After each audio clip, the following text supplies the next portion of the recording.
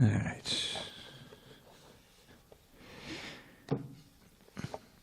Jaya Radha Madhava Kunja Bihari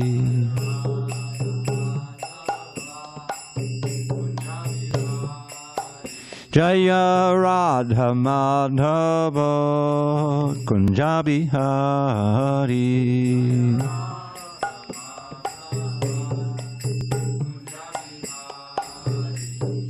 Gopi Janavallabha Girivaradhari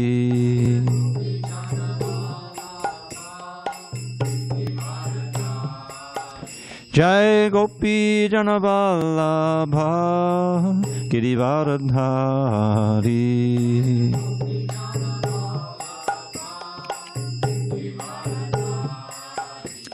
Yashodanandana Bhajana Ranjana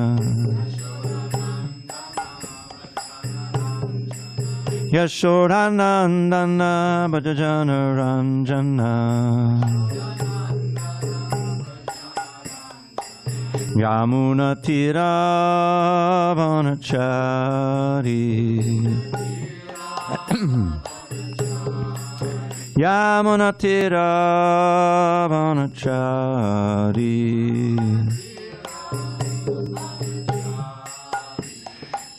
Hare Krishna, Hare Krishna, Krishna Krishna, Hare Hare, Hare Rama, Hare Rama, Rama Rama, Hare Hare.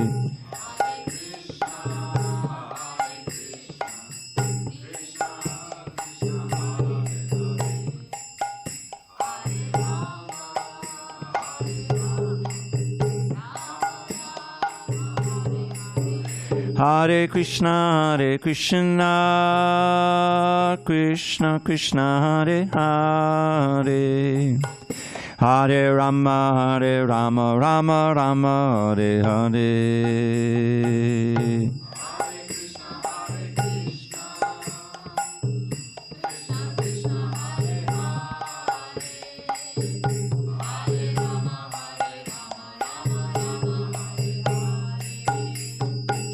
Hare Krishna, Hare Krishna, Krishna Krishna, Hare Hare, Hare Rama, Hare Rama, Rama Rama, Hare Hare.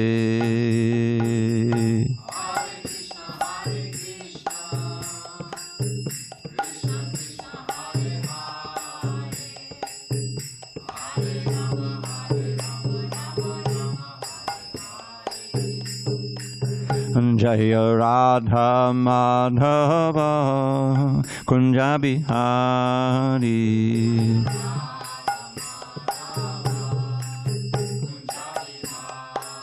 Jaya Radha Madhava Kunja Bihari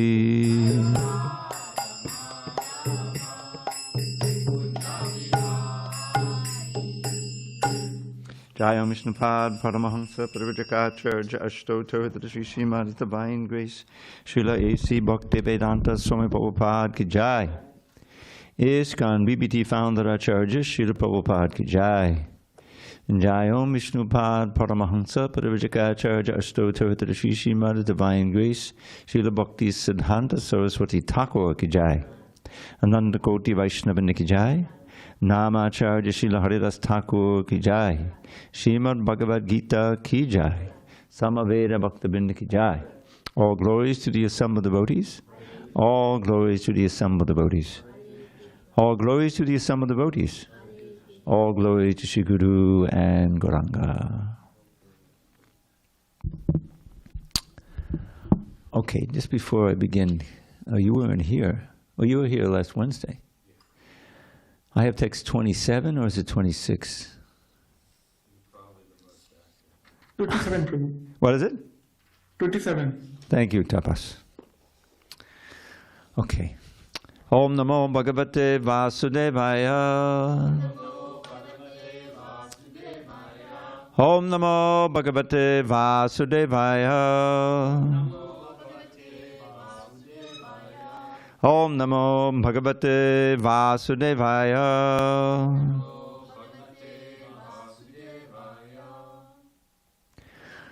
On this 20th day of May, 2024 in San Diego, we're reading from Srimad Bhagavad Gita as it is, translation and commentary by His Divine Grace, HG Dravida Swami Prabhupada.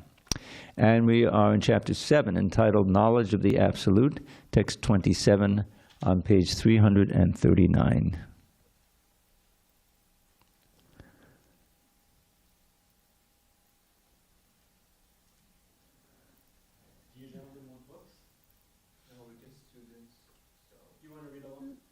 Yeah, grab a book. We got plenty of books. We got more.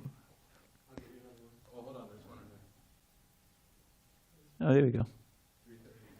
339. And Chad, grab that songs sheet there. Okay. Now we're going to do this system of reading, one pada. There's 4 padas and 2 lines to each verse. So after each pada, a quarter of a verse, we go word by word, and then we'll actually chant a line. That's the way Prabhupada did it. I just have to get the recording and send it to Bhadri Narayan Maharaj, and he'll agree with it. Okay. Icha, dvesha, samutena. Icha, dvesha, samutena. Dvandva, mohena. Excuse me. Bharata. Dvandva mohena bharata. Sarva bhutani sammoham. Sarva bhutani sammoham. Sarge yanti parantapa. Sarge yanti parantapa. Ichadvesha samutena. Dvandva mohena bharata. Sarva bhutani sammoham.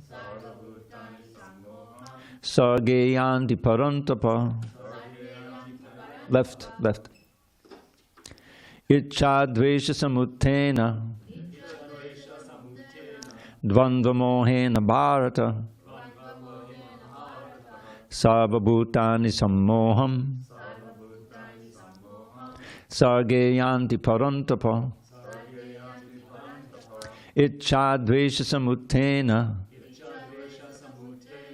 Dvandva mohena bharata. Sarva bhutani sammoham. Sarge yanti parantapa. Go ahead, Chad. Ichadvesha samutena. Dvandva mohena bharata. Sarva bhutani sammoham. Sarge yanti parantapa. David? Ichadvesha samutena. Dvandva mohena bharata. Sarva bhutani sammoham. Sarge yanti parantapa. And another. Ichadvesha samutena. Dvandva mohena bharata.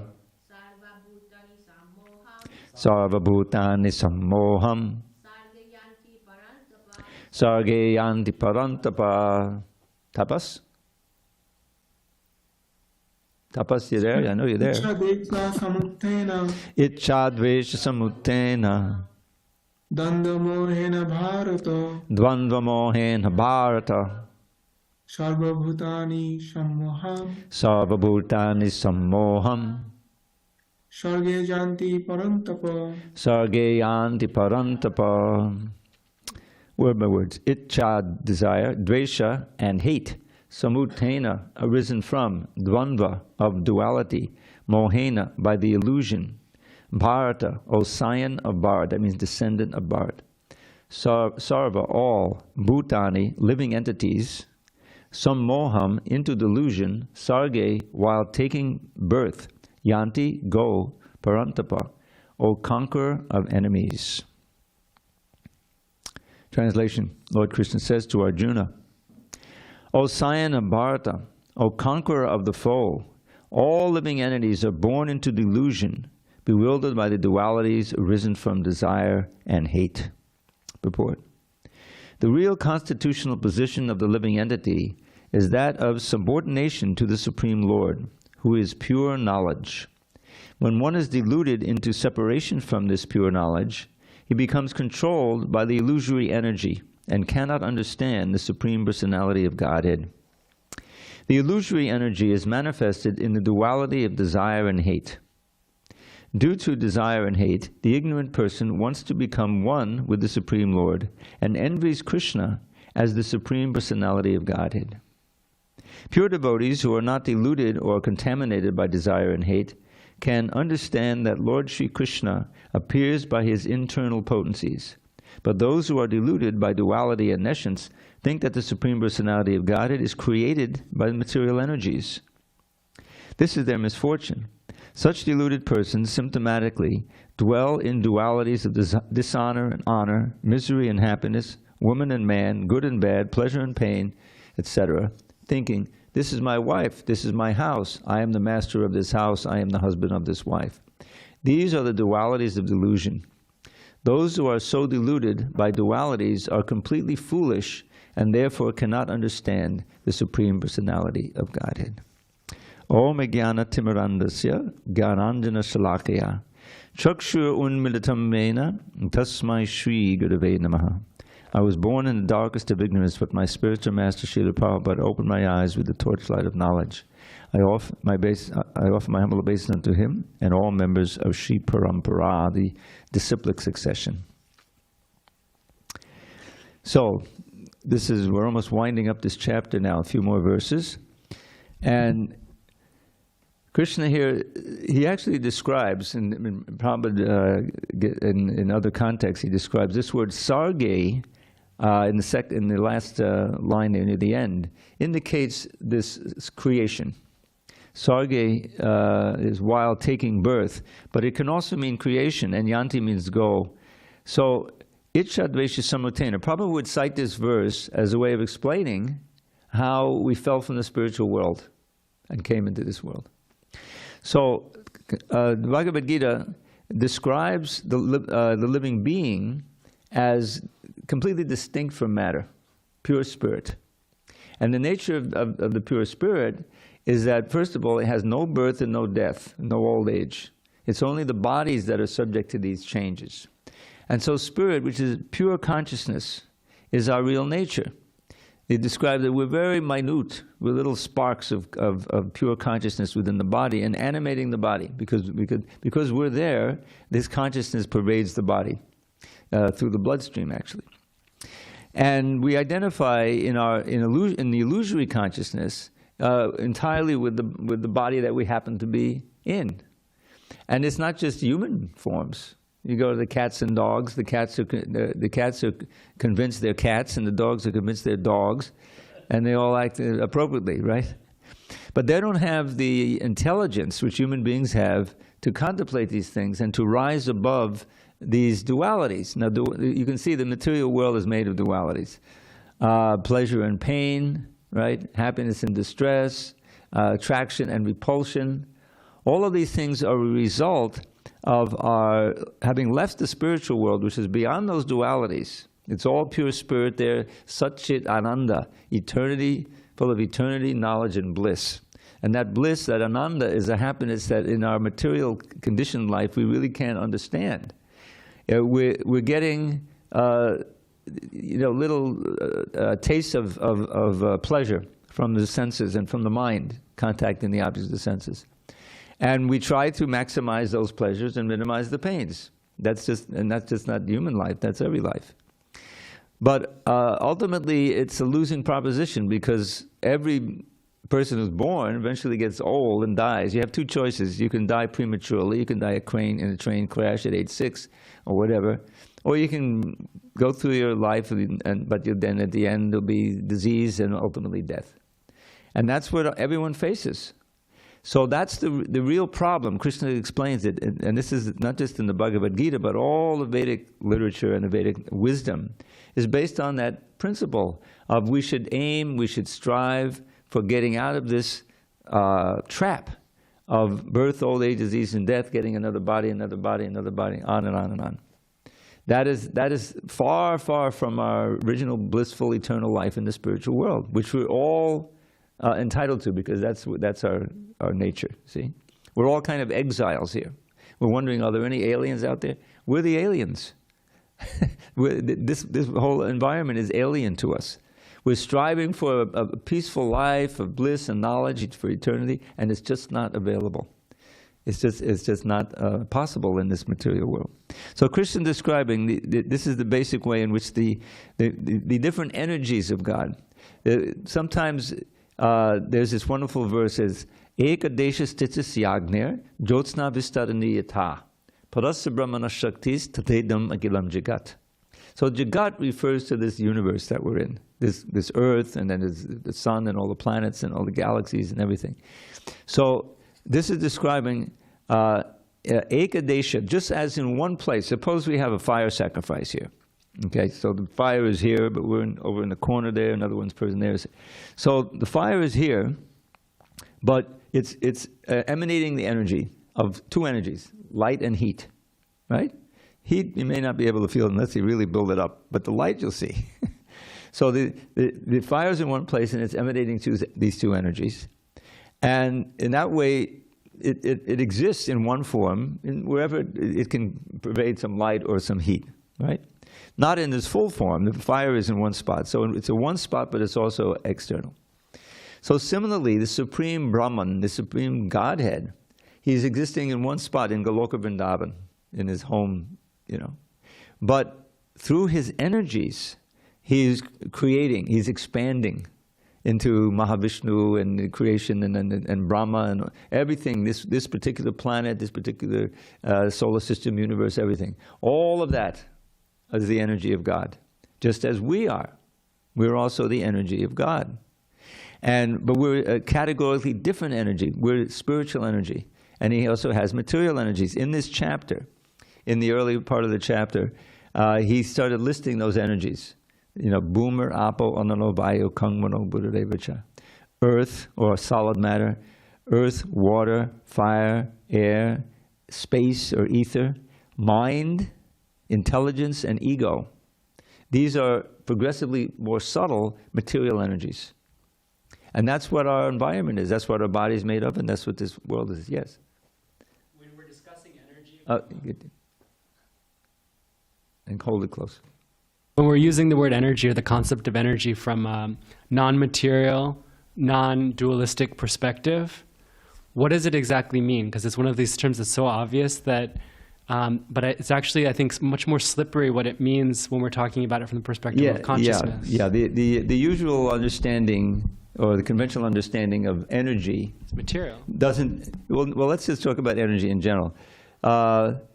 Most people don't really conceive of a spiritual energy. It's energy, heat and light, that we can understand. Electricity, that's energy. You know, when it comes to this table, that's not energy. That's matter. That's, so Krishna, in his explanation at the beginning of this chapter, he's saying that all of these different things that we perceive, and some of them we can't perceive, but we know they're there, like the mind. I can't see your mind. I can't see your mind, but I know it exists. I have a mind. You have a mind. So, so this is a certain, raw material for the creation of this world. And there's tons everywhere you look. So much earth here, so much solid matter in just this temple, right? But then there's a whole lot of air in here, and also in our bodies, obviously. Air is very important. So you have air, you have water, tons of water just a few blocks from here, right? That's a very important building block. When they made this building, they mixed some certain earth with water and made cement, right? In other words, it's a mixture, and it made it possible to form it into this building. So you have the earth, water, and then fire. Fire includes electricity and everything that derives from, like, the sun. all these fossil fuels, right? What are they? What's the source? They're living plants that eventually degraded and became. So where's the source? It's all from the sun. So that energy is coming from, and it's stored in there. So these are different. The reason he calls them energies because they're created by God. They exist by His nature, but there's this conception of one with and different at the same time. So the energies of God are simultaneously one with and different from Him. Just like we may have our energy, our influence. Through our intelligence, we may build a factory or start a business or something. So our consciousness and our intelligence is there throughout the business, right? We're running it. We know everything that's going on, and we have our deputies and like that. So in one sense, our energy is controlling it, our intelligence. But obviously, it's different from us. So it's one with and different. You see that this is a very important concept in Lord Chaitanya's philosophy. Achintya Beda Beda Tattva, which means inconceivably, simultaneously different from and one with. And that means that we ourselves are simultaneously one with and different from God. We're little particles, like photons in the sunshine, of consciousness, irreducible, eternal.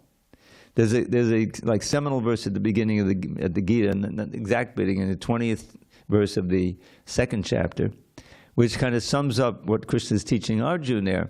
Najayate mriyate va kadachin nayam bhutva bhavitava nabuya. Ajo nitya shasvato yam purano. Nahanyate hanyamane sharire. For the soul, there is never birth or death at any time. Najayate is birth and mriyate is death. Mriyate va kadachin. And the soul doesn't come into being at a certain time. There's not a lot of souls coming into being now, and there will not be a lot of souls coming into being in the future. We all exist eternally, millions and countless of them, just as God exists. He doesn't come into being, He's always alive. Similarly, that's us. But what comes into being? The body, obviously. At a certain date, we didn't exist, and shortly thereafter we existed in that seed form, and we develop in the womb and the whole thing. So that's always changing. The characteristic of matter is that it's always changing. This is why it's called asat. Sat means steady. You see, sat. We want to get, and Krishna's body is sat, chit, ananda, full of eternal existence, unlimited knowledge, and unending bliss. And that is our nature, which we've lost due to our contact with this material energy. So here he's saying, Ichcha Dvesha Samutena, arising from attraction and repulsion. Attraction and aversion, or hate, he calls it here. This duality is there in the material world, not in the spiritual world. In the spiritual world, everything is one in the sense that it's all pure spirit and it's all blissful. Krishna goes out in the forest, and the trees, they're fully conscious there. Oh, they're so ecstatic in the Goloka Vrindavan, then they immediately blossom, and then because of the extra weight, they bow down, and Krishna is going on. You're not just walking out in the forest. It's a whole experience and an exchange of love. And every day is new and different, So, but when we turn away from that, because we have minute independence, without that little independence, there'd be no meaning to loving exchange. Love has to be freely given. So Krishna takes the risk, and he gives the living entities, the jivas, this minute independence, which they're free to misuse. And that's what we did. So Ichchadvesha Samutena, Dvandva Mohena Bharata. Dvandva Mohena means the delusions of duality, but it also means he calls it the dualities of delusion, but it's also the moha, delusion of duality. That something's good in this world, something's bad. It's all in relation to our temporary body that is good or bad, pleasing or not. But the body's not us. So as far as the soul is concerned, there's nothing good or bad in this world. It's simply Krishna's energy. And when we see it that way, and as he taught us in the early part of this chapter, well, how can we see it? Well, just follow Krishna's words. He says, Rasoham apsukonteya prabhasmi shasisuyayo. That's one line. What does he mean by that? I am the taste of water, of pure water, you see. I am the light of the sun and the moon. Now, what does that mean exactly?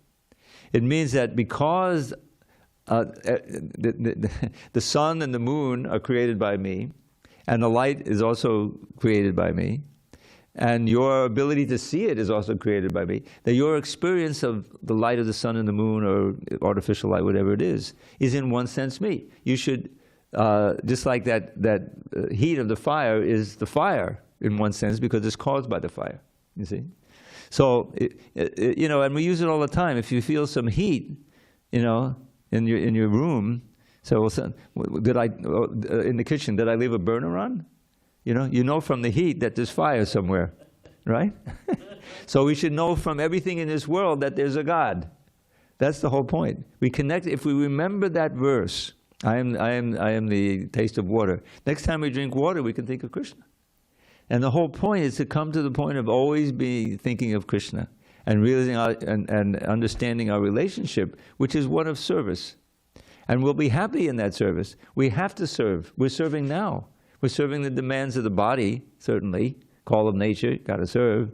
We became very conscious of, I like to point this out, of the breathing during the pandemic. I mean, frankly, I barely even thought about it for years. Just breathed. But then when the danger is you may not breathe, let me get a vaccine shot so I can protect that.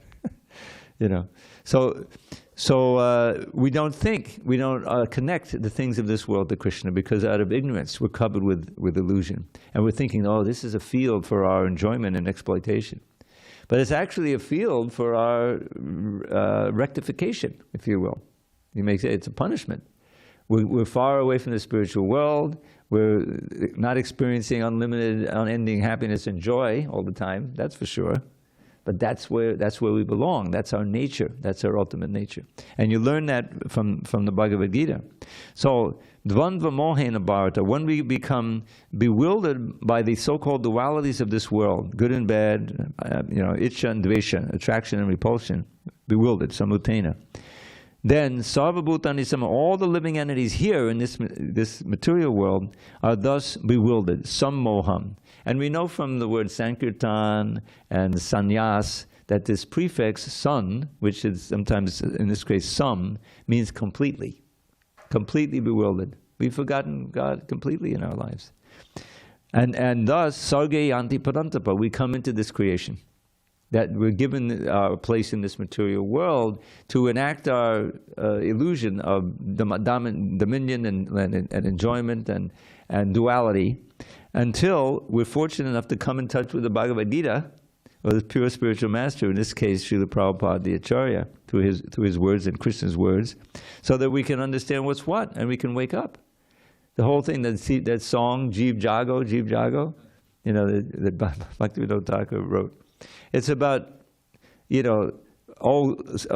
spirit soul, conditioned soul, wake up to your heritage, to your birthright, as an eternal servant of Krishna in bliss and knowledge in the spiritual world, and chant the holy name, which is the basic means of awakening in this age.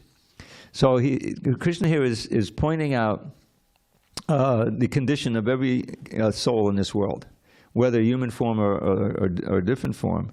We've all gone through this, being bewildered by the dualities of this material energy and coming here. Now, there's a nice verse in the Bhagavatam that is kind of very closely related to this verse, again describing how we get covered over. And here he speaks of the word fear, because this is what is always threatening us in this world, right? We're going along, everything's okay, but anything can happen. The pandemic comes and then everyone is thrown into fear. Or you're driving down the highway, all of a sudden then you lose control, and then for those few seconds you're afraid, and then who knows what happens. That's the nature of this world, because the body is so delicate, and your situation here is tenuous. But by illusion, we're thinking, oh, I got it all under control, I'm doing fine, I'm good. You're not good. You can't be good. Padam padam yad padam. I don't know if you were here last night. This is my 4th class in a row. Yeah, I gave Sunday morning, Sunday evening, Monday morning, Monday evening. I think it's the first time since I've been here. All gems. Huh? All gems. Well, we'll see. But anyway, there's a few verses that always keep coming back and my mind anyway. And this one, Prabhupada would often quote, and it describes again how we come into this material world, but he starts out with the essential nature of this world, which is one of anxiety. Just like the word Vaikuntha means no anxiety. That's the spiritual world. But here, there's always anxiety. There's always fear that something may happen. So he starts out with that word, bhayam. You know, the very word bhaya means fear.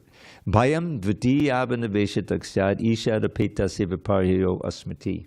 Those two lines describe how we got here and what the central fact of this world is, which is fearfulness.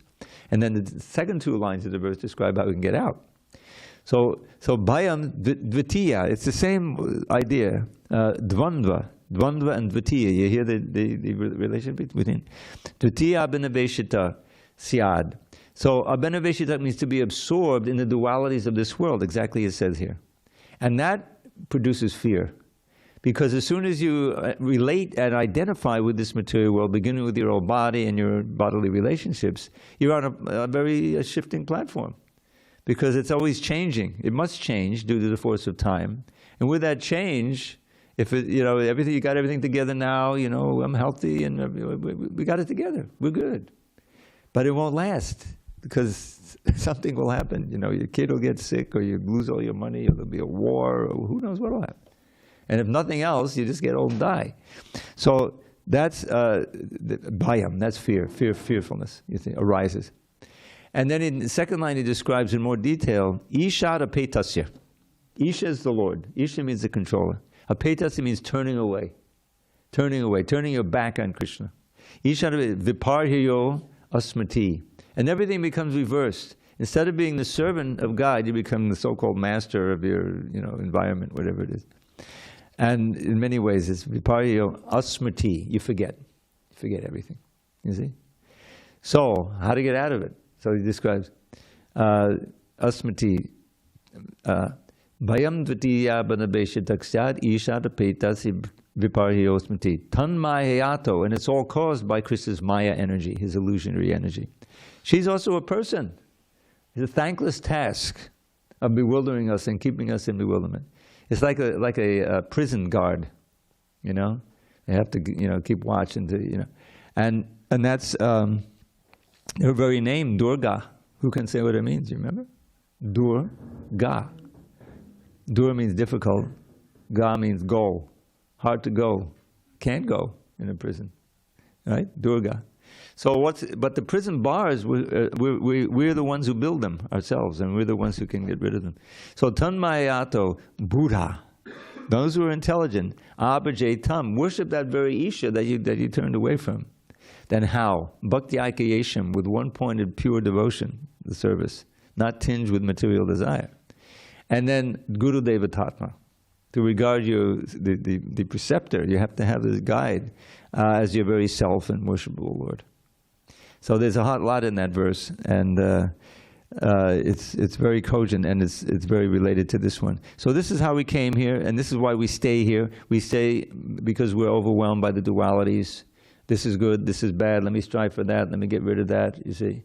And then the next thing you know, what you thought was bad, that's not so bad, maybe I'll go after that, And you stay bound up by these dualities, never getting beyond the dualities, which is Krishna. He's beyond it. So that's what we should learn from it.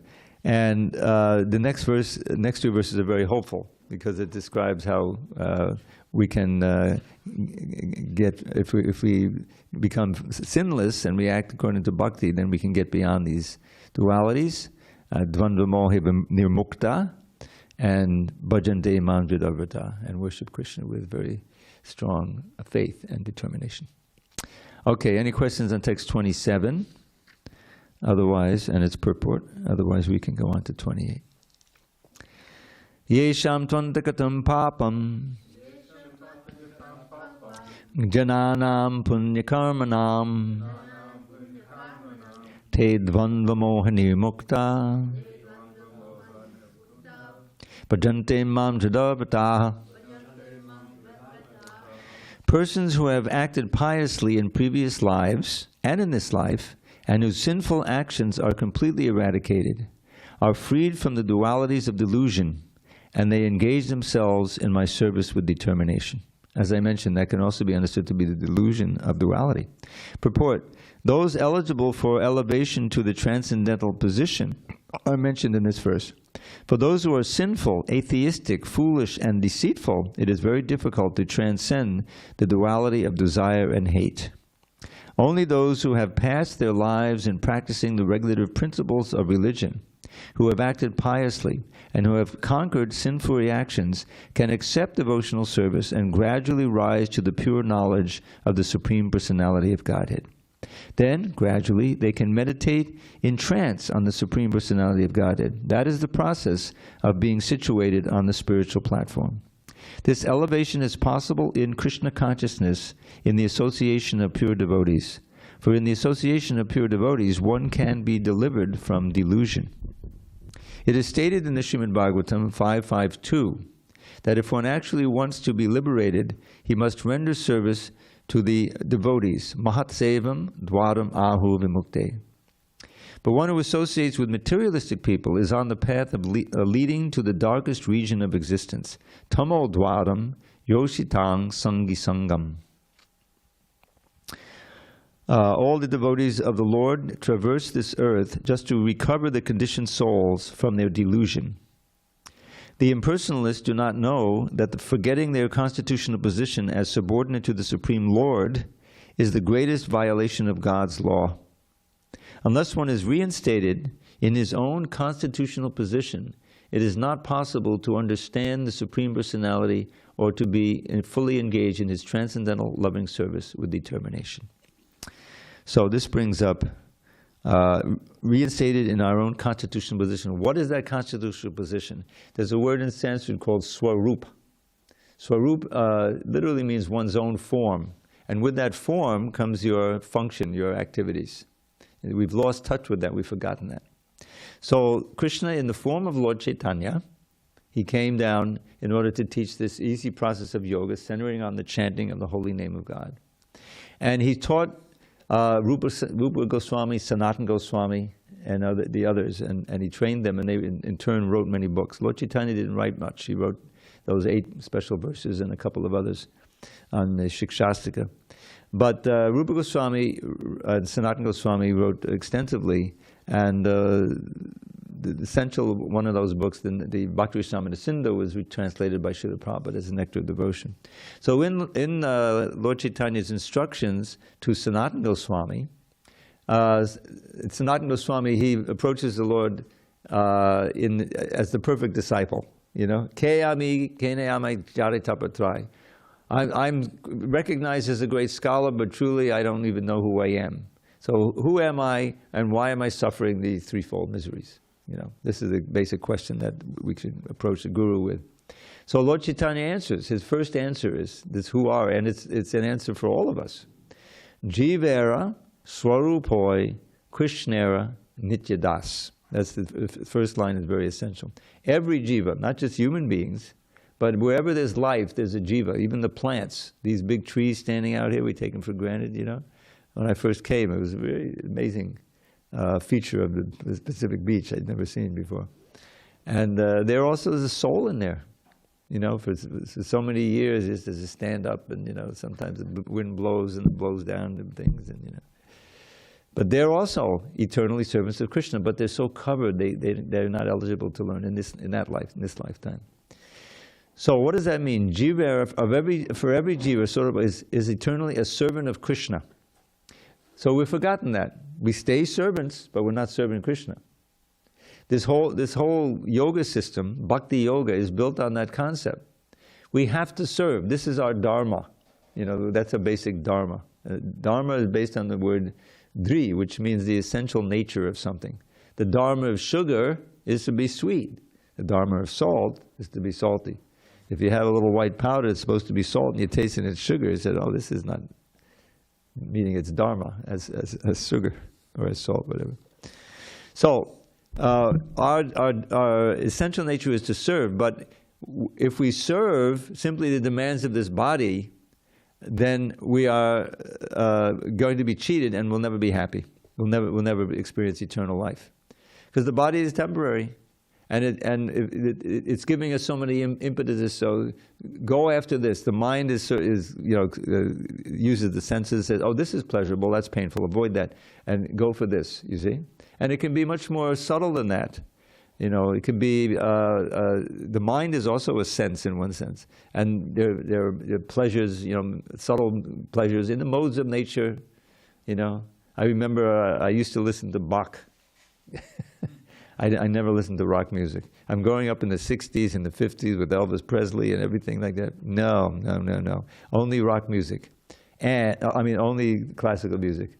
And folk music. And also sometimes jazz. But that was it, So, but the Bach, this was shortly before I started getting into yoga. Somehow I was fascinated by Bach's Mass in B minor. And it's very religious, there's a chorus there singing to God, I learned the words a little bit more. And even though I was an atheist, still there was something about the spiritual sound and the singing that attracted me. I remember we grew up, and every Christmas time would come, and the kids, we had a glee club, which is good. I don't know if they have that all now for all the kids. You learn how to sing, you do some music. And we'd sing, Silent Night and other things about Christmas. And I always loved those, There's something of the spiritual nature was in there. So we have that tendency, and we become attracted to different things, and we become repelled. That's the whole HG Dravida Dasa. So that, on the material plane, those dualities just keep us bound up. Because we're serving in the sense of, I got to avoid that, and have to try to find that, and engage in that, you see. And that becomes our whole life, as on a macro level, and on a micro level every day, it's always, oh God, I just sprained my ankle. I remember when I sprained my ankle, and you realize the fragility of the body. I could hardly come to the temple, this was a few years ago. It was in November, I remember. And suddenly you just take it for granted. I'm just taking my walk, and I stepped off the curb in the wrong way. And, oh, Jesus! Oh God! Is it broken? Luckily, Prakash and Ravi, they were living together, and they came and helped me finish the laundry I was in. It's good to have friends. But that's the nature of this body, and in fact, that's a lesson you can learn: the fragility of it, and the urgency of not wasting any time. Because we're here, and who knows what will happen. Due to our karma, we may not get a chance in the next life unless we really strive in this life to learn this knowledge and to start acting according to it. So, here Krishna says, Yesham, for those who have ended their sin. Now this can mean two things. It means not only that you're not performing any sin, but that you've also eliminated sinful reactions, by acting piously. Punya karmanam. Punya is pious activity. Now that includes, of course, all the bhakti activities. But even on a material level, if you become more pious, then you become more receptive to the ultimate spiritual nature. So only such persons who have ended their sin and are free of sinful reactions and who are acting piously can be freed, nirmukta, from the delusion of duality. And then, bhajante mam jadavata. The result of that is you worship Krishna in the bhakti, according to the bhakti rules and regulations, with drida vrata, with determination. Because the whole thing is determination. You may try it out, but you're not really convinced. You haven't developed faith and determination, and then it just becomes one thing that you tried, this and that, And it's good, anything you do, but then you'll have to wait another life to start the next life. So the idea of getting drida vrata means you see the urgency of practicing very carefully and following tat karma pavartana, as Rupa Goswami says. And in that way you make rapid advancement, and you become fixed in devotion, in your determination. And it depends, as in the other verse, on taking shelter of a realized soul. And that's what this Bhagavad Gita class is. When we read these verses, these are Krishna's words themselves, they're absolute. If we really have faith in them and we try to mold our life. And Srila Prabhupada is explaining them in such a way that we can understand and apply them to our daily life. So it's all very auspicious. Okay, any questions on this verse? Dvandvan moha nirmukta, to become free of the delusion of duality and fixed in determined devotional service. I have another Okay, go ahead. You mentioned in explaining this verse the swarup of the jiva. Yeah. And I know that there's some differences of opinion whether the swarup is singular and non-changing, or whether it's to a degree mutable, or it can change. Do you have any thoughts? As far as I understand, we all have our eternal relation with Krishna. Which is of a singular type. Yes, it's a certain, and bhakti means to uncover that gradually. And there is a second line, which is also important to understand. Jivara Swarupa Krishnera Nityadas. Krishnera Tatasta Shakti. So Shakti means energy. We ourselves are energy. And we are the marginal energy of Krishna. That's Tatasta. Prabhupada would give an analogy which is very, very easy to realize here. The part of the beach, that's when the tide is coming in, you know, the ocean's coming in, that's sometimes covered, sometimes uncovered. So in our present state, we're covered. Hopefully, we'll become uncovered. So that Jiva Tatasta Shakti, and then Beta Beta Prakash. That's the simultaneously different and one and different. It's actually, Beta means difference and Abeta means not different. So simultaneously different from Krishna. We have our identities and Krishna has this eternally. We don't merge. That's the impersonalist thing. Oh, if I can just merge into God. And God, what is God? The impersonal. No hands, no feet, just beautiful, light, pure energy. But that doesn't work, because by nature, we are servants of Krishna. Meaning we have hands, we have feet, or ways in which we can interact on a personal level. That's the ultimate goal of the spirit soul, not to simply become free of birth and death by merging into the white light, because it's unfulfilling and eventually you fall down from there. You can't stay there forever, because it's not natural. So, Beta Beta Prakash, we're simultaneously one and different. We have Krishna's qualities in minute degree. That's one of the things. We have a form in order to interact with a certain rasa, a certain mellow, a certain relationship, and by using these senses, material senses, to contact with Krishna, they become spiritualized. Just like this building, I think it dates all the way back to World War II.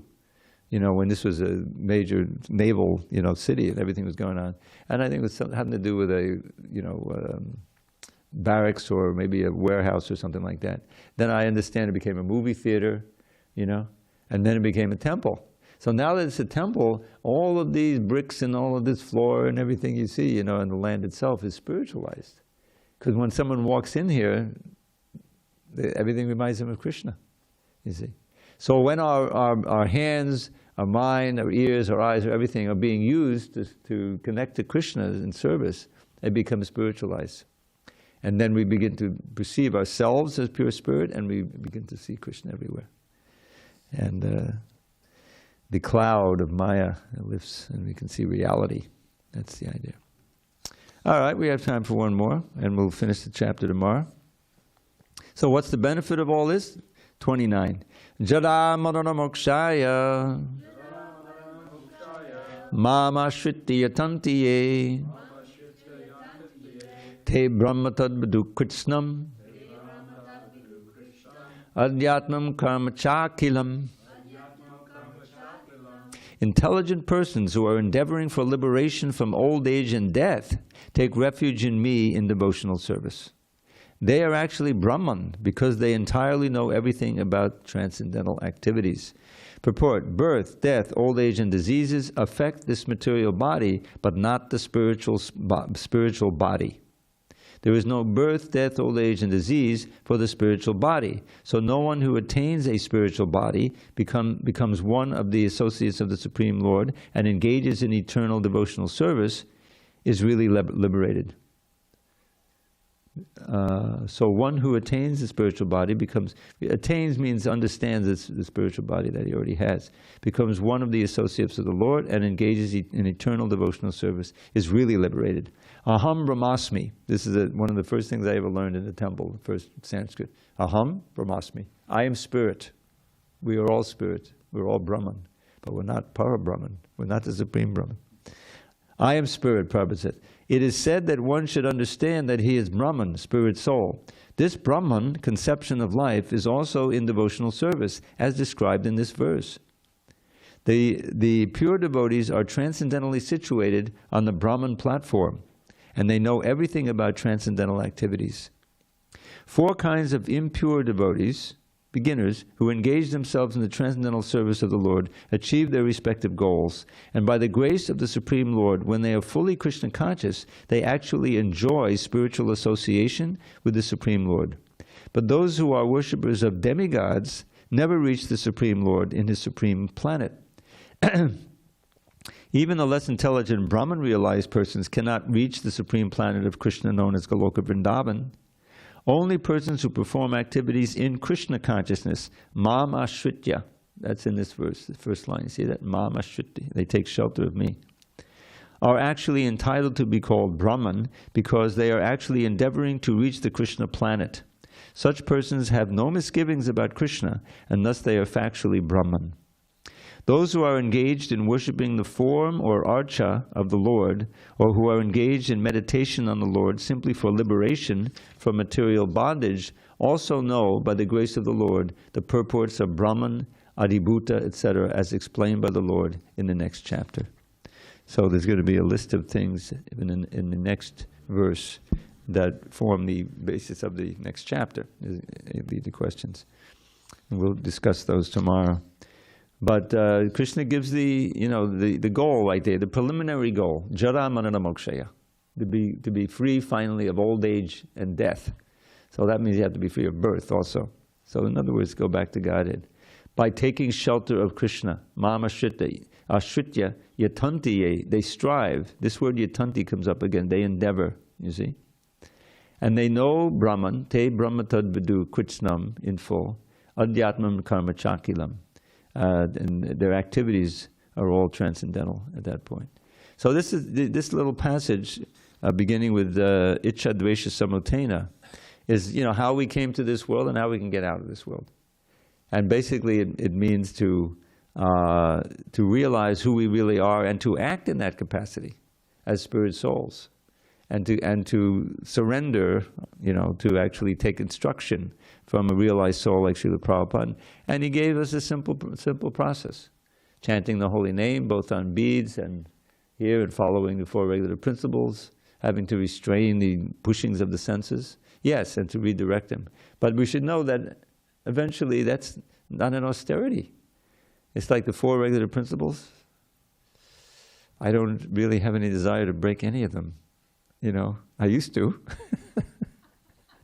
But it's completely, I distinctly remember sitting down, to dinner. This is when I was a kid, I said, so, what's the meat tonight? That's the central part of the meal. What's going on? Is it spaghetti and meatballs tonight, or what, a meatloaf, or whatever, like that?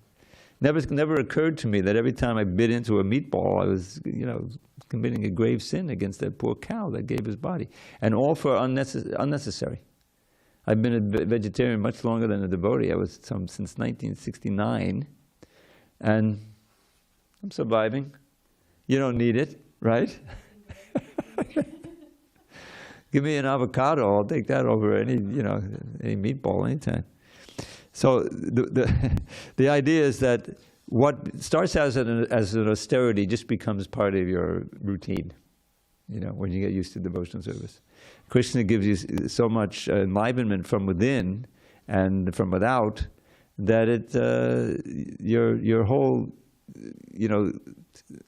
let's say the field of things that you want to strive for as enjoyable is changed, You learn about the wonderful life in the spiritual world, or you read Chaitanya Charitamrita about Lord Chaitanya's devotees, or you experience a kirtan, especially Sankirtan on the streets.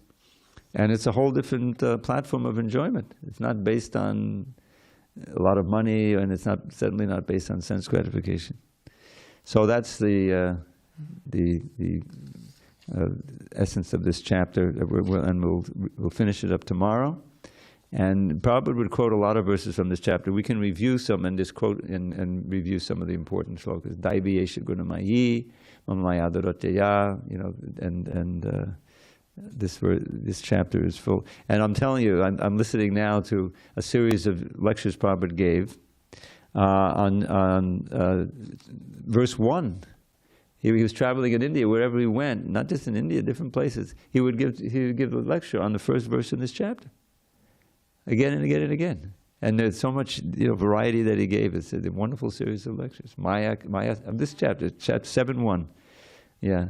Maya sakta manapata yogam yujmanasha. How you can naturally become attached to me without having to go off into the Himalayas and practice this pranayama. Nobody's going to do that. But here's how you can come to see me in everything. That's the whole idea. All right. It's getting late, but I'll have to give you a short poem.